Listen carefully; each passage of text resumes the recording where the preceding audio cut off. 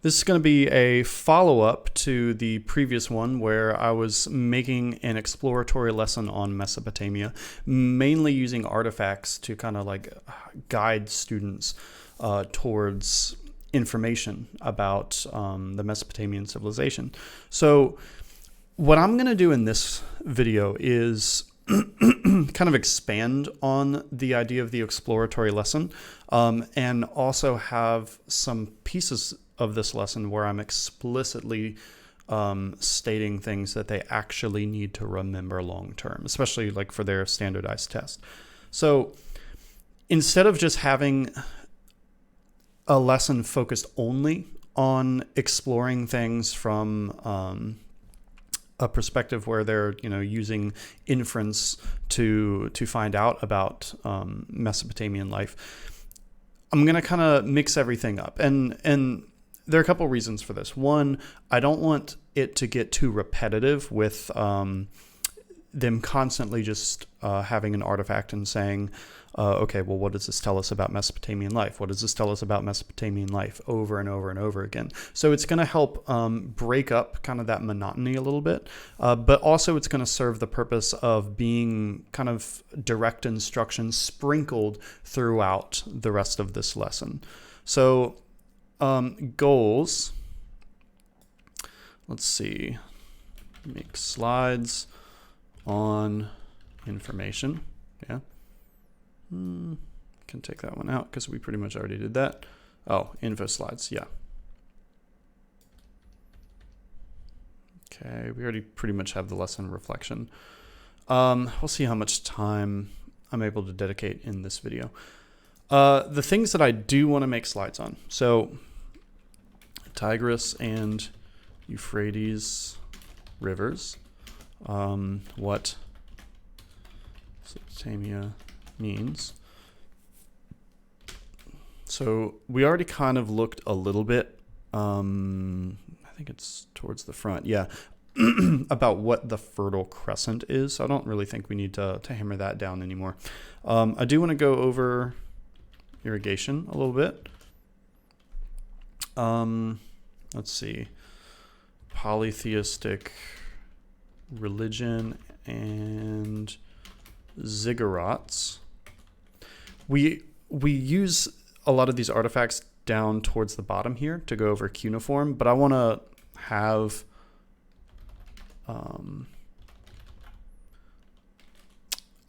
a slide talking about how cuneiform actually works instead of just what it looks like and like this was the language that they're, or the writing system that they used to record things on stone tablets.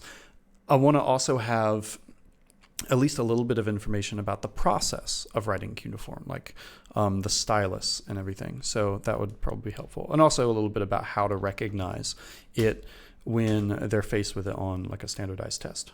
I want to have a little bit more on Hammurabi's code. Let's see, what else would be really good here?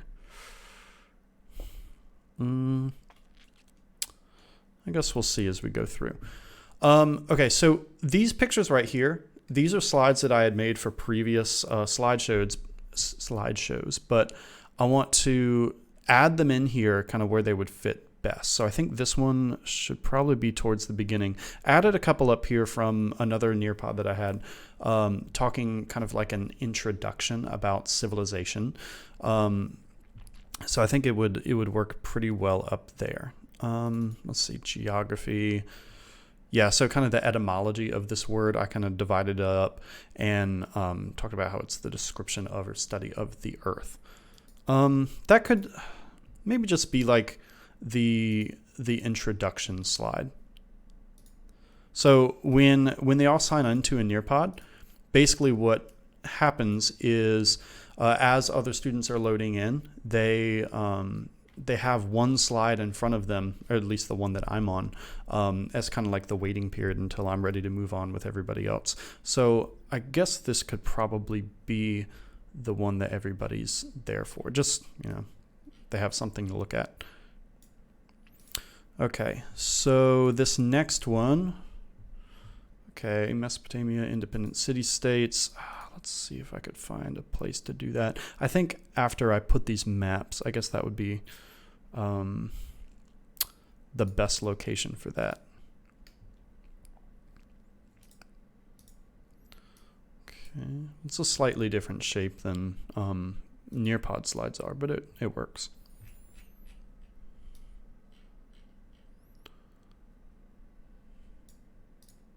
Oh, and these ones that I added after the last video I made, this one is telling students to look up the word civilization, and it's a collaborate board so they can kind of add in their own interpretations of the definitions that they find.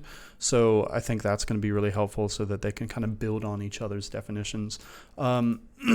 This slide right here, it's a draw it activity where they should put a black dot on this map where you would build a city for a new civilization that's just settling for the first time. And this, I mean, here's Mesopotamia right here. Here's the Fertile Crescent. Here's Egypt. The point of this activity right here is just to kind of give them the opportunity to play settler, I guess. And then they have to tell me why they would build a city in the location that they chose. And I've had students who want to build one like right here, I guess, because it's close to a river and it has mountains to protect them. And usually when they flesh out these ideas in number 2, they actually oftentimes will give a pretty detailed explanation about the rationale that they had when they were choosing a location to settle. And almost always, not every time, but almost always, I would find that students would place their black dots somewhere close to a river. And I mean, this was kind of intuitive for them. So that was pretty cool. This one, yeah, based on this map, identify one geographic feature that influenced the location of early centers of civilization. So when they look at this picture, it's likely that they would say, okay, well, it looks like these lines are pretty much the common theme between these different civilizations.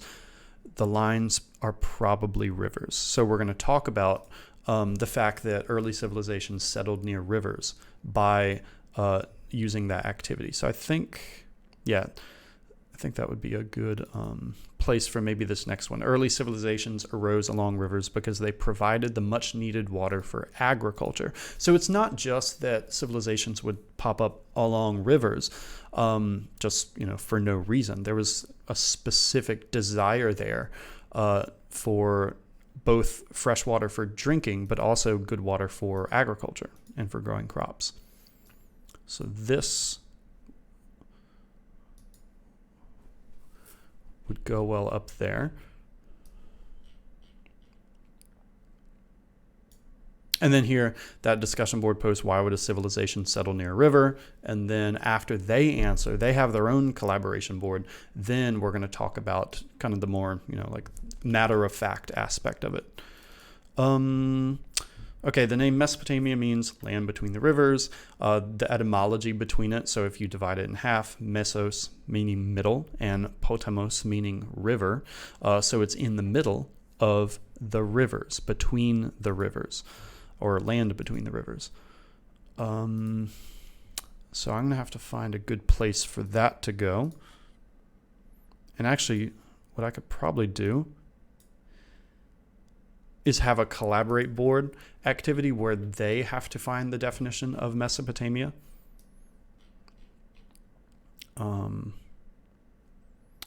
Let's see. Yeah, right here would probably be really good. Okay, so let's do a collaborate board. What is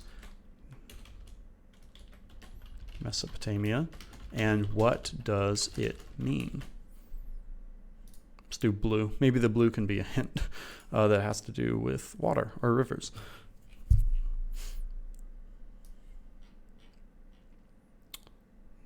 There we go. Okay, so right before we actually get into the more specific definition. I don't know if this would be really useful in this lesson here. Maybe not. Okay.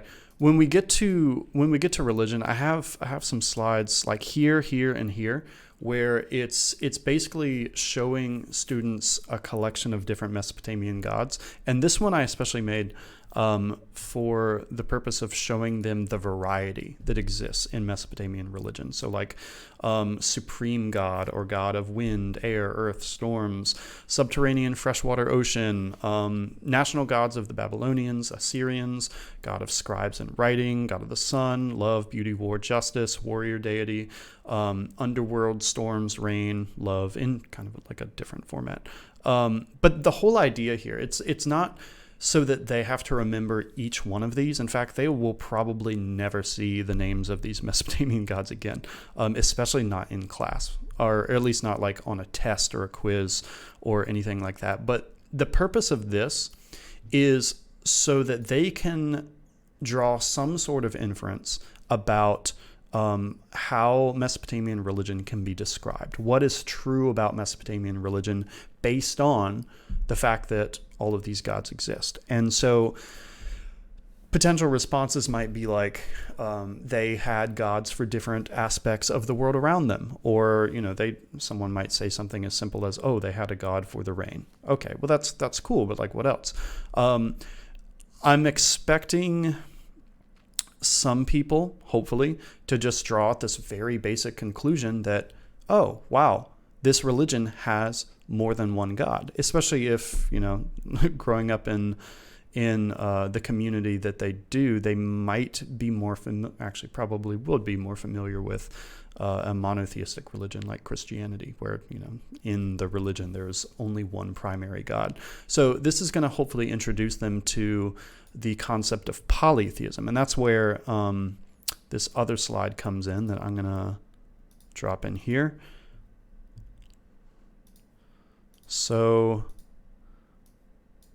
polytheism, religion with many gods. So if you break down that word into the roots, like poly, many, and then theism, a root which means God. And when you match those together, you get a religion with many gods. Same thing with monotheism, like you just swap out the poly for mono, and mono is going to mean one, so it's a religion with one God.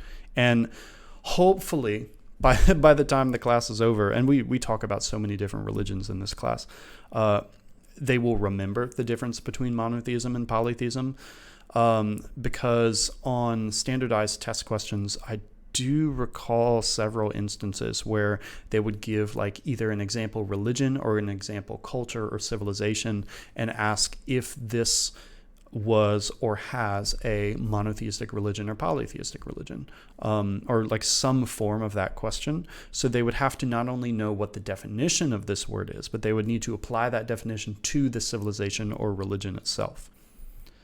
So that's going to be something that they definitely need. So let me put this back up where it should go. Right there. Okay. So polytheism.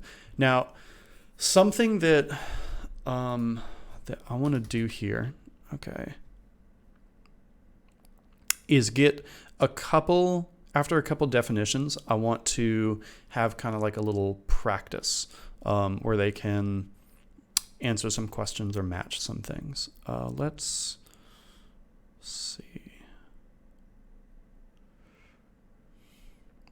Okay, Mesopotamia, and between the rivers, and let's get polytheism, religion with many gods. All right, so right after this one, I want to have a practice activity where we're going to do a matching pair.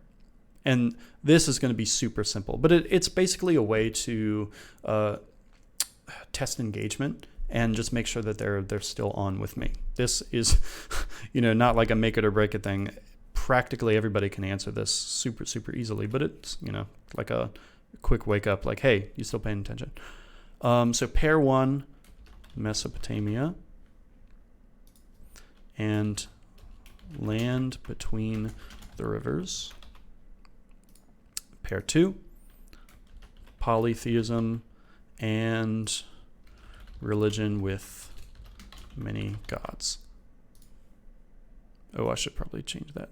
So they don't The one thing that I wish that they would do a little bit better job of here is making it so the pairs are a little bit more distinct in terms of like what could be what. So when I'm doing matching, I almost always exclusively do term and definition, kind of like a flashcard.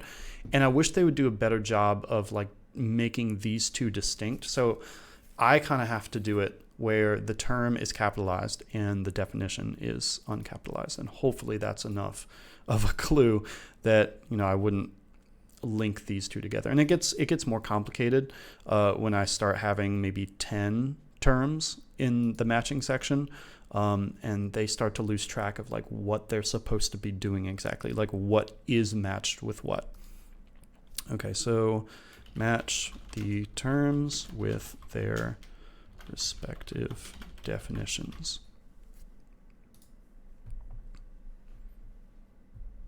Okay. So right after that one, perfect.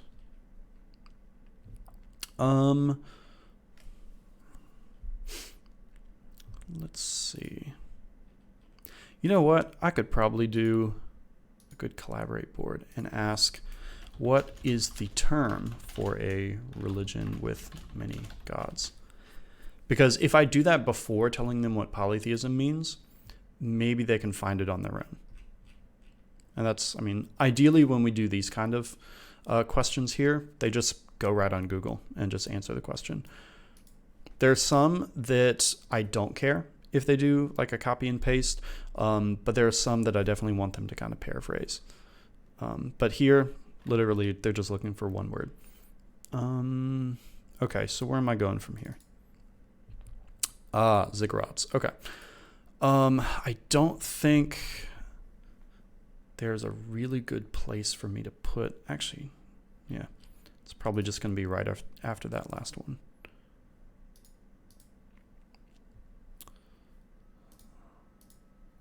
So they do need to know what ziggurats are, and I'm going to introduce this slide by having them look up what it is and having them look up pictures of it, and then placing those pictures. So this can be after that matching piece. So in a collaborate board, what is a ziggurat? Paraphrase in your own words.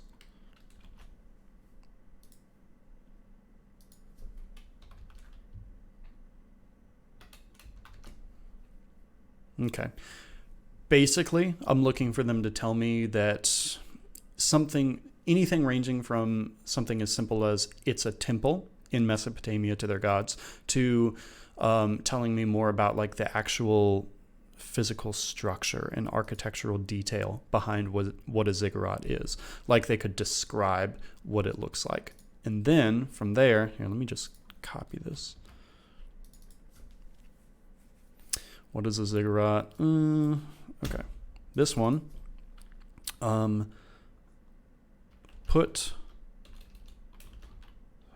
would I word it? Use the picture. No. Use the tool. Picture search tool to find a picture of a ziggurat. Okay. The picture search tool is in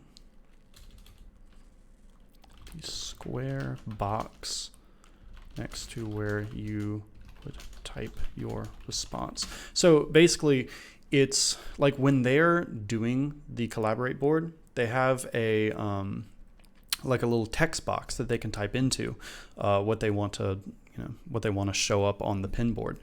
And so just like this, like most of the time they would be typing, they have a little square box next to where they type, and you like type in a search term and it comes up with a whole host of different pictures, kind of like I think I might use Google Images, and then they just share that picture to the post board as well.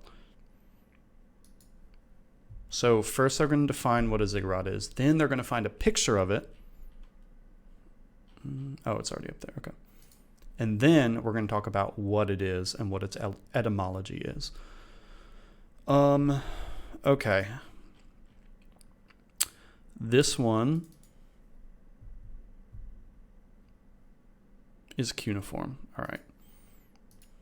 So let me make a slide for this.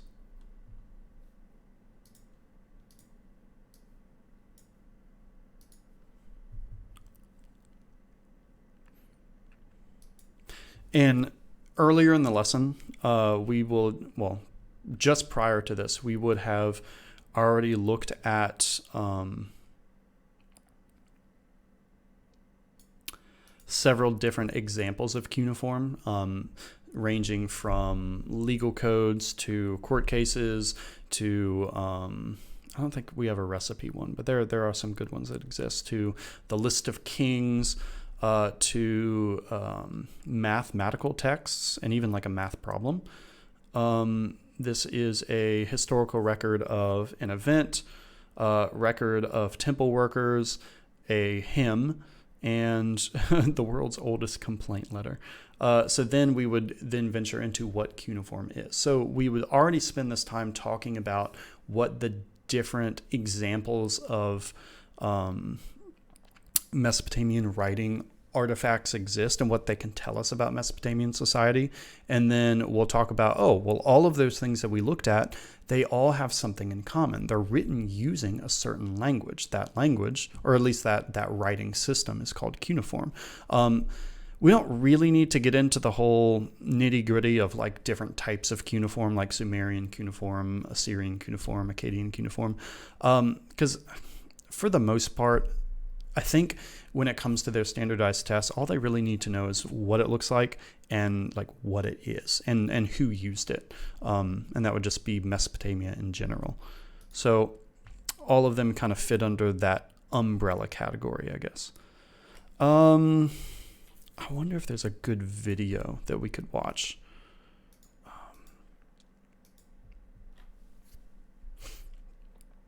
So YouTube, cuneiform.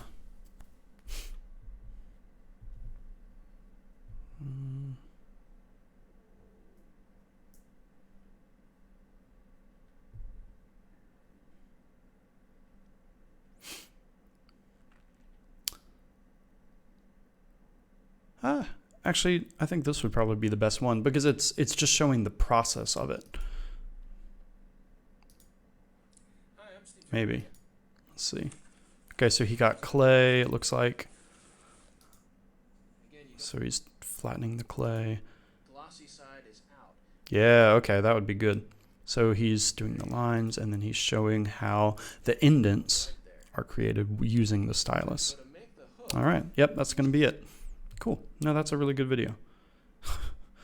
Definitely going to have to trim that down. So I'll probably be, in the actual lesson, I'll probably just be fast forwarding a lot through it and looking for like the specific parts that would be good. Okay. So from here, let's see, what would I've already done? Okay, so ziggurats, temples, religious temples. And then cuneiform, how would I define it down here?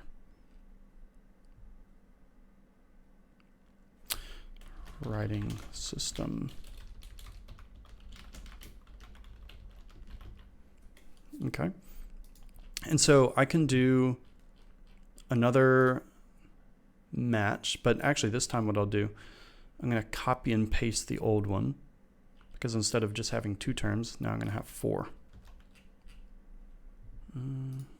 Okay. So now I can add the pair ziggurats.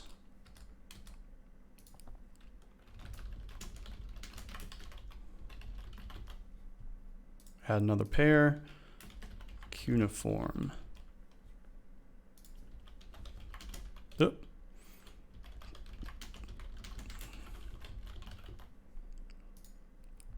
Okay. So another just like, check for knowledge, something to make sure that, hey, you're actually paying attention here. Super easy terms. But as the school year goes on, like this whole lesson would pretty much be done in like a day or two. As the school year goes on, there's so many different terms for words that are really, really hard to remember the definitions of long term, unless, we practice them and make sure that they actually keep up with everything. That's why when it comes to vocab like this, I really, really like to use some of those review websites. Like I know everybody knows Kahoot at this point. I like to use quizzes sometimes, Gimkit sometimes. There's one that I found last semester, which is kind of cool, called Blookit. And it has a lot of different game modes. And like the whole idea behind those review games is you provide them so many different opportunities to practice vocabulary in different forms. So, well, not the vocabulary in different forms, but different forms of practice. So a lot of them are going to offer like multiple choice practice, but for example, Blookit does like not weird, but interesting game modes using the multiple choice to continue the game. So like they have tower defense, stuff like that. And you can kind of like build up as you progress through more questions. So all of that is actually really, really helpful. Okay, what else do I want to do? Okay, so irrigation would probably be good. I wonder if there's... I guess I would probably just do... let's do a collaborate board. What does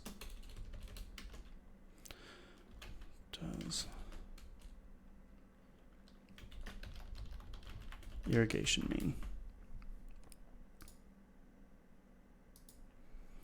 And I would probably put this up towards the top because that's where we talked about like the Fertile Crescent and water and settling near rivers. Okay, what does irrigation mean?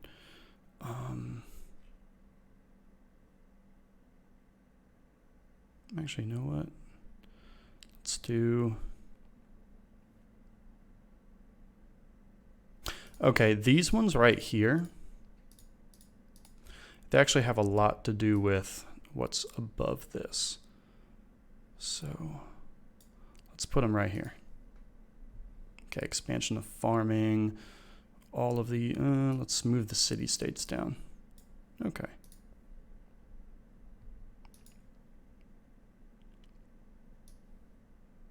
I'm just reorganizing this so that I can have it more, I guess, we can progress more thematically. So like most of this would be about like the geography or farming or agriculture. So let's see. Plow. Oh yeah, that's right. Let me do like a definition of plow too.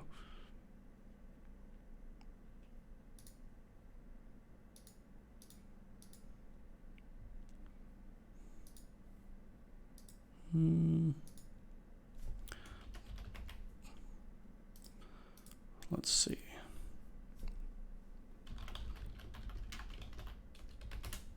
Mesopotamian plow. All right.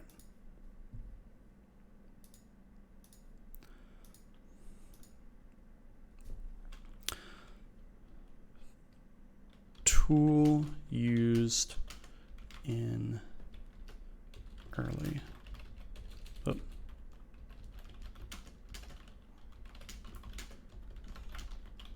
Like really this definition, it's not exactly telling what a plow is, but it's telling why it's important. And ultimately that's going to be a little bit more important for their purposes, because I think there might be a couple different questions that they might be faced with about the plow, and it's never going to be like a definition of the plow, and it's never going to be about how the plow works. It's always, always, always going to be what is the impact of the plow on early civilizations. And when it comes to the impact, quite simply, it's just making farming easier. It's an example of an advanced tool that once people settle down in one location, they can make agriculture easier than doing everything by hand. They're making tools to make life easier.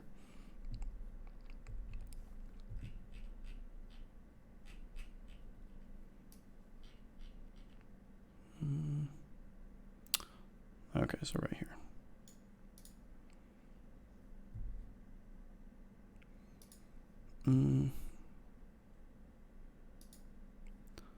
Okay, so I'm going to do irrigation.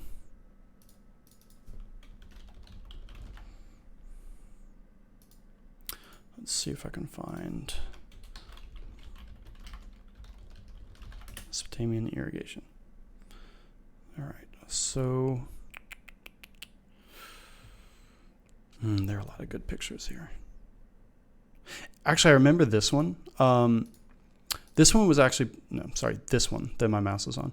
This one was cool because it showed an example of an irrigation channel that brought water from the river, but then it had this device here that actually split it into multiple small channels so that they could go in different directions. So that was actually kind of cool.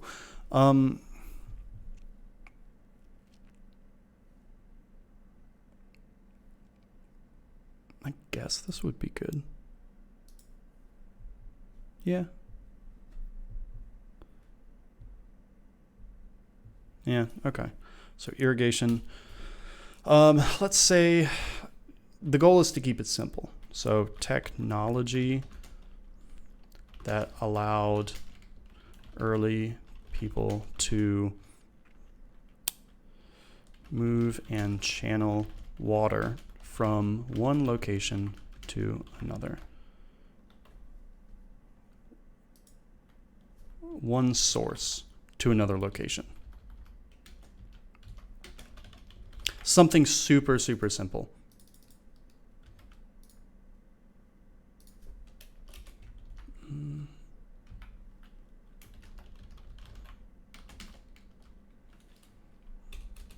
Okay. Oh.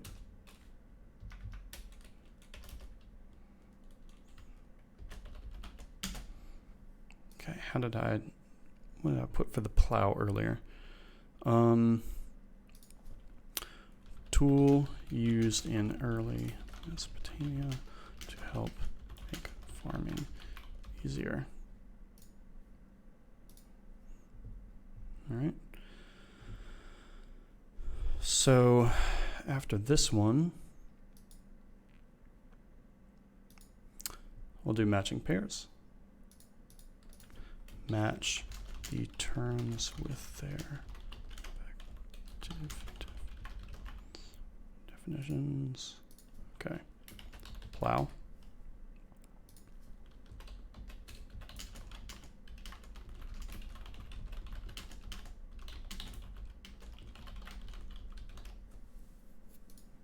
And then irrigation, technology that allowed early people to move and channel water from one source to another location. Okay. I don't think I can copy and paste just individual cards, which kind of makes it annoying because it would be nice to put in those other two.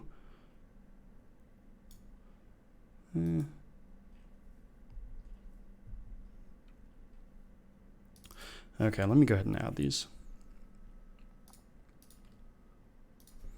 Plow.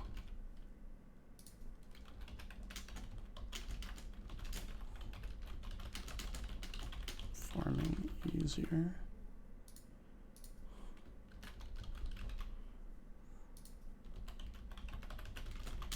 Allowed early.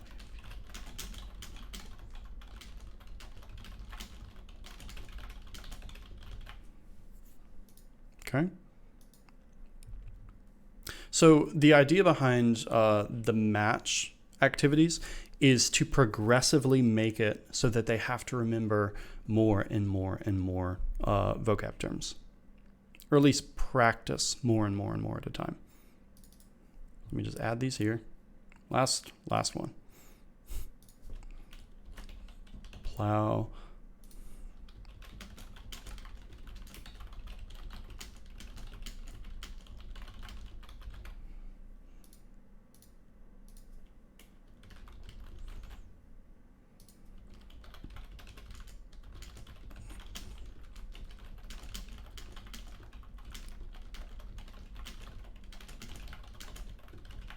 Okay.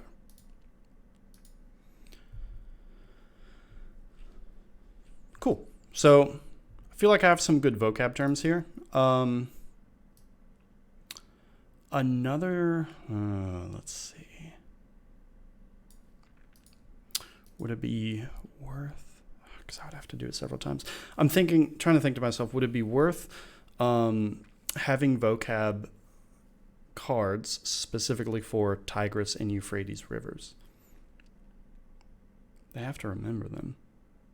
Actually, you know what? Let me see how it works on this one. Let me change the theme so that it doesn't look, quite so regular. Green. No. Okay, let's try that. And it changes the theme for all the different slides. At least most of them. Yeah, there we go. Okay, I like that. I think that works out pretty well. Okay, so we have what Mesopotamia means. I don't really have tigers. We'll get there. We have irrigation, polytheistic religion, ziggurats, cuneiform writing. Okay, we need Hammurabi's code. And so that one is right here. So there are a couple different things that they need to know about Hammurabi's code. And I'm going to see if we can at least list a couple out. So early written law code.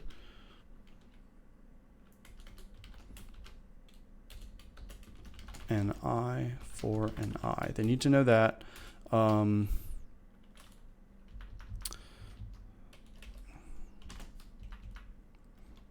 Created by King Hammurabi of Babylon. Let's see. Okay. Let's get a good picture.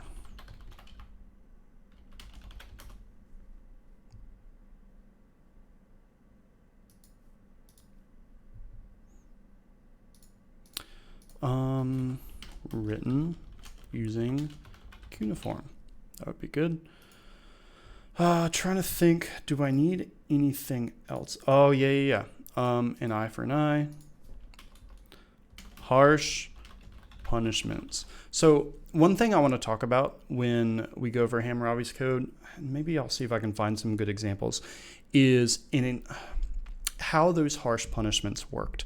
Because when this law code was developed, I guess it seemed fairly shocking. Like a lot of crimes would be punishable by death. Either that or having the offender's hands chopped off. There is at least one example of someone basically being tied up and like weighted down and then thrown into a river or thrown into a really deep body of water.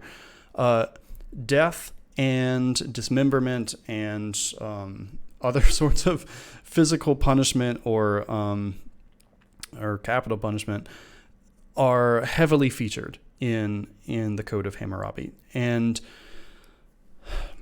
something that I want to be able to talk about when we look at those harsh punishments is the ultimate purpose behind it. Because what I like to do every time is ask whether it's good or bad the Hammurabi's Code features such harsh punishments. And the very first answer of the first person who responds is usually, no, that's not good. Like, people die for doing something that's relatively not that big of a deal. But as we start to discuss it and kind of go into more of a back and forth, we start to entertain the idea that harsh punishments will lead to a decrease in crime, or at least ideally will lead to a decrease in crime. So basically the way this should work, theoretically, is if so many people realize that even a moderate crime is going to be punished really harshly, that's going to discourage crime. And when crime is discouraged, it doesn't happen as often, leading to a decreased necessity of enacting these punishments in the first place.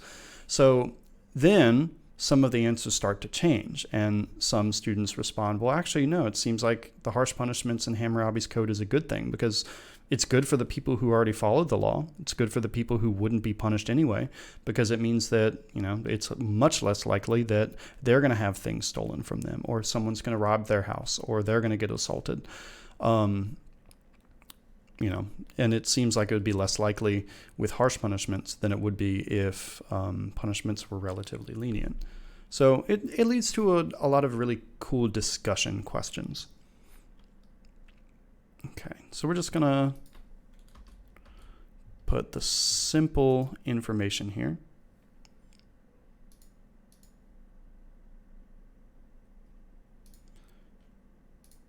Okay. So let's see if I can find, actually, let me put this where it's supposed to go first. Where is it? There it is. Okay, Hammurabi's code. Examples of laws in Hammurabi's code. Here we go. Yeah, okay, here are some really, really good ones. So, I can think about how I want to present this.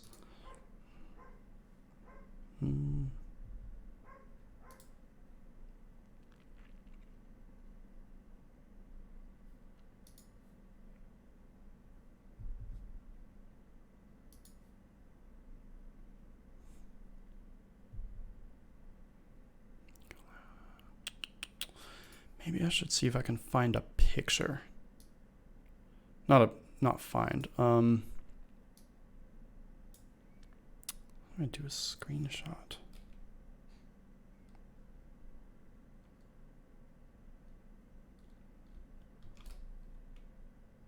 Yep. I guess I'm gonna figure that out later. Well, ideally what I want to do is have this list right here in the open-ended question image page so that they can take a look at it, and I would just ask them like what they can tell about it, because that's going to enable them to have more of kind of like an open thinking period when they're looking at this, and they're not really directed in any particular direction, but they can kind of like give their own interpretation of what they see. And generally, they would hopefully be able to see that, wow, like a lot of people will die if they commit a crime. And this one here is actually really interesting. If one accuses another with a capital offense but cannot prove the charges, the accuser will be killed. So like in our justice system today, if you are prosecuting somebody and, the person is not, I guess, fully proven to be guilty, or if there's like reasonable doubt in the jury, the prosecution is not killed. It's a little bit different than it works today. And I guess this would disincentivize people from bringing issues to court that are false, or, like not really quite the situation that exists in reality. So this very, very, very interesting one, because that would definitely discourage, to at least some degree, false accusations. If one accuses another and can prove it, he shall be rewarded with money. So this one right here, like the first one, kind of disincentivizes accusations, but this one incentivizes accusations. So where the dividing line is between those two is going to be whether or not the accusation is true and whether it can be proven. At least that seems to be the case. Let's see. If a robber is caught while stealing, he would be killed. Yeah, there's a whole lot in here. A lot of for them to interpret. So I'm going to leave this up and put it in a little bit later and see if that could actually be something really, really helpful. So for Hammurabi's code, let's see. Early Mesopotamian law code with harsh punishments and an eye for an eye. Let's see if we can find that one in here. I don't think it's the exact phrase an eye for an eye. If I can remember right, what it is something to the effect of like, if you stab someone's eye, then your eye will also be stabbed out. And like I think I said it in the last video, that the interpretation isn't necessarily that like the person whose eye is stabbed out gets to do it, because the whole concept of Hammurabi's code falls under what's called retaliatory justice. It's a phrase I think called lex talionis, but it's not retaliation from the victim. It's retaliation from the state on behalf of the victim. So like if person A stabs the eye of person B doesn't get to stab him back. It's the government who gets to come in and take person A's eye as retribution or as punishment. So let's see if we can find it in here.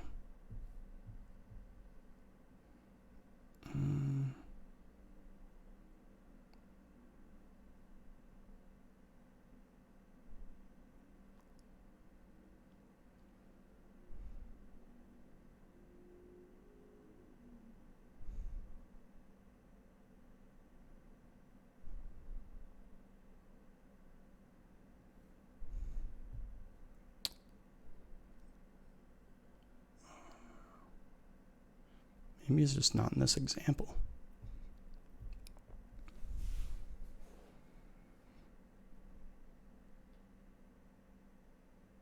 Let me see if I can find it.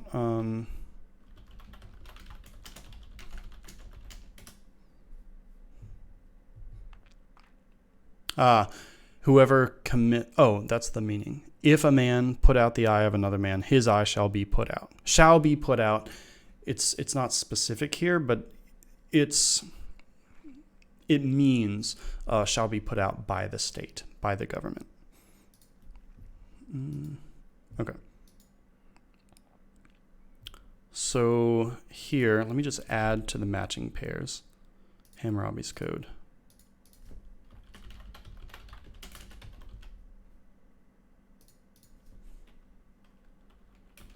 Early Mesopotamian law code with harsh punishments and an eye for an eye.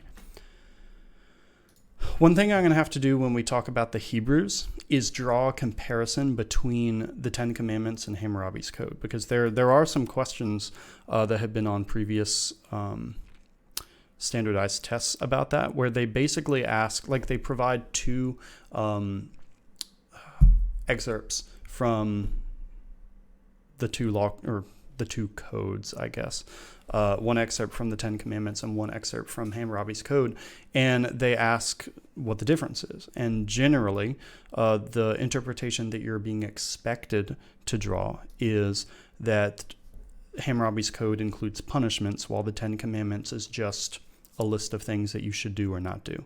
But it's not, like if you do this, then this will happen, or if you don't do this, then this will happen. Okay, so I have to need examples. So I'm going to take these out.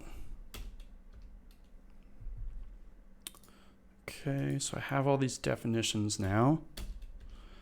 I'm going to add one slide on Tigris and Euphrates rivers.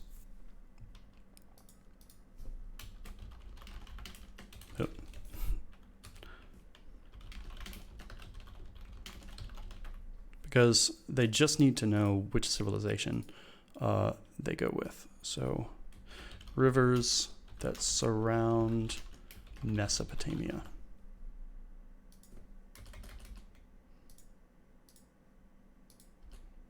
Okay.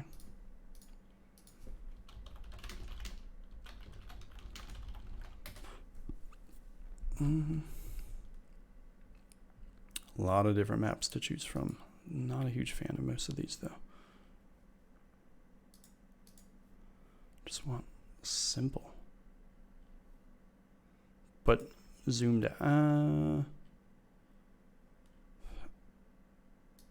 out would be good. That one's okay. That sucks. Okay. Let me just do Mesopotamia and see if it has Tigris and Euphrates rivers labeled. That would be really helpful. Okay, never mind.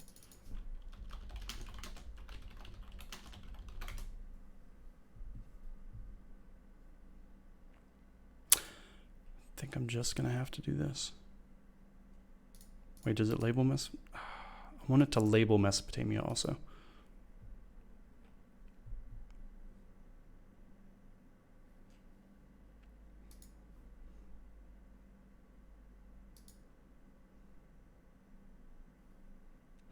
Okay.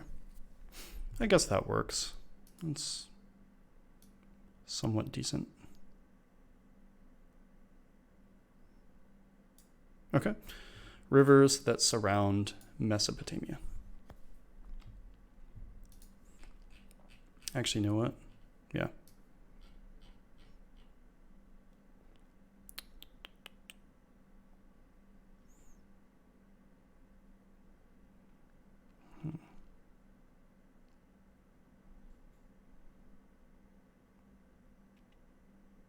Okay.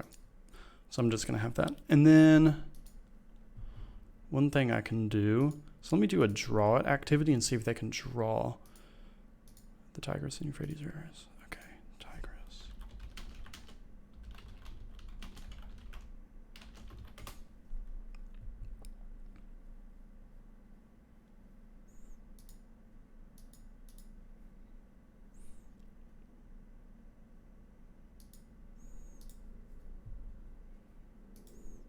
And then background image, Mesopotamia blank map. Okay. Here we go. So, that was bad quality. Okay, let's get a better one.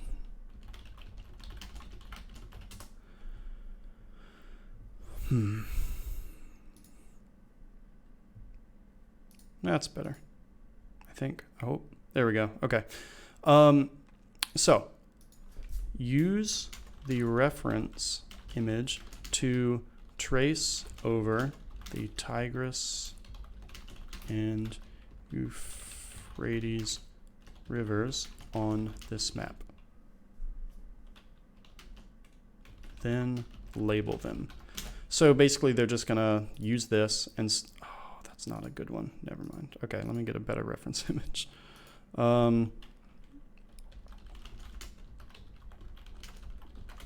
So hopefully they can just use the general shape of these two. And that can kind of inform. There we go. Okay, perfect. Yeah, general shape, and say, oh, well, that's, that's up there. Then label them. Okay. So that can be, after the term.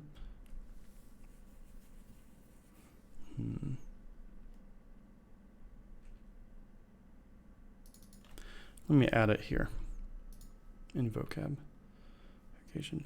Ooh, wait, did I not add Mesopotamia? I thought I had.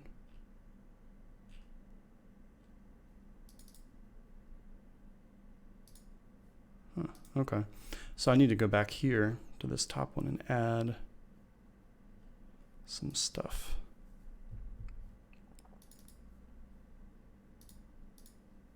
Okay.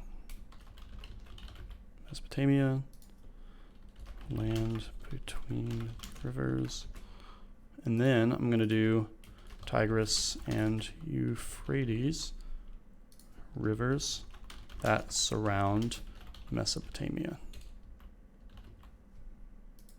Okay, do it for that one. I think I need to do maybe the other two. Just for, Tigris and Euphrates.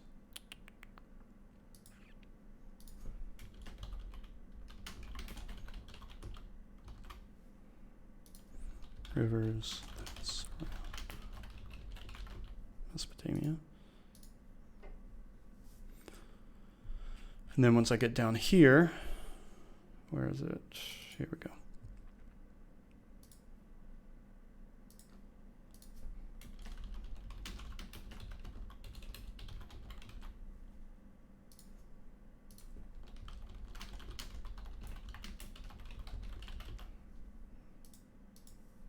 Okay.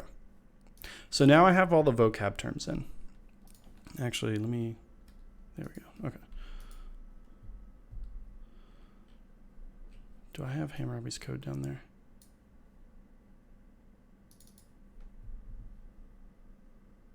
Yeah, I do. Okay. One thing I like to do at the end of these lessons is have an activity called fill in the blanks, where basically I just type in a bunch of statements. Let me make it easier to read. There we go. Okay. Early civilizations began along rivers.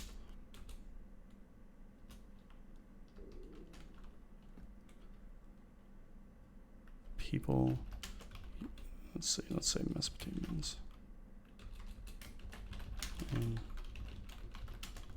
used irrigation to bring water even closer to their crops. To some crops. If they weren't already, like directly in a good floodplain. The plow was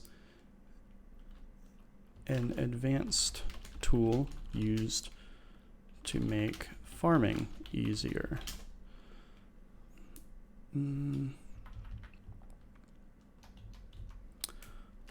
people of Mesopotamia settled, Mesopotamia.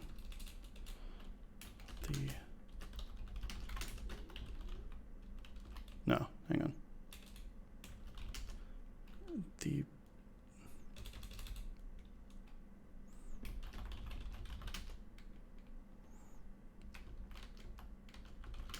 meant land between the rivers,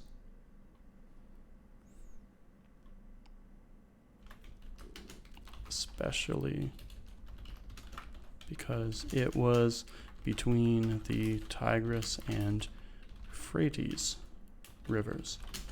Okay. So a new section there.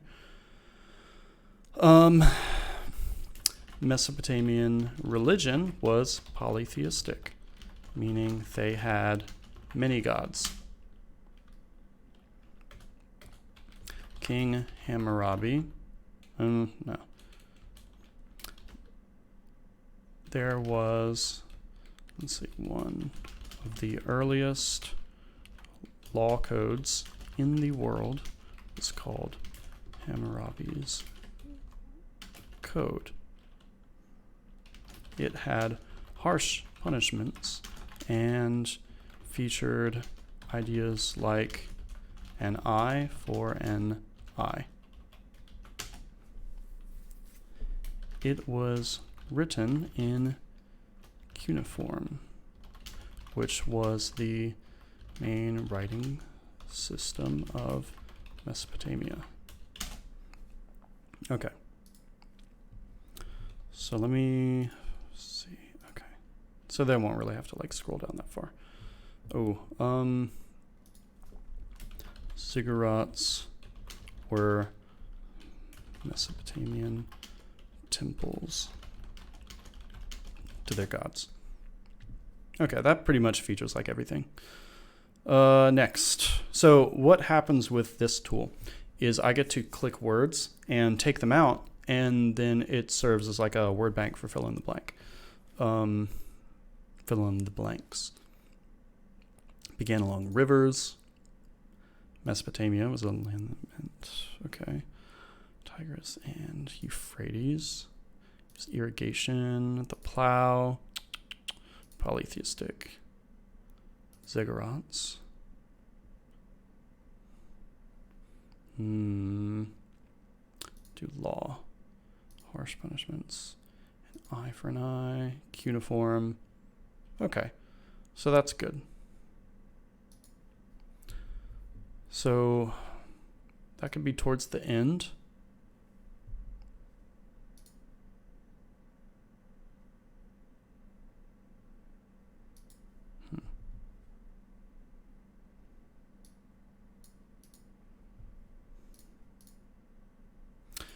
Okay, let's see. Yeah, so that's pretty much what it's going to look like, although it's just going to be like pure blanks. One more thing I would like to do. I want to try the drag and drop. Let me delete all these so I have room for images.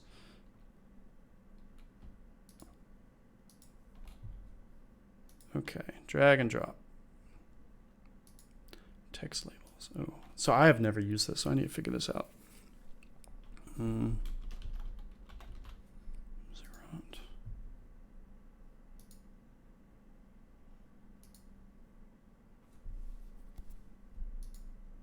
Wait, what?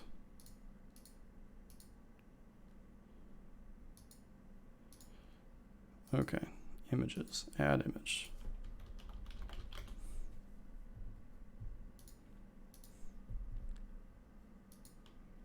Okay.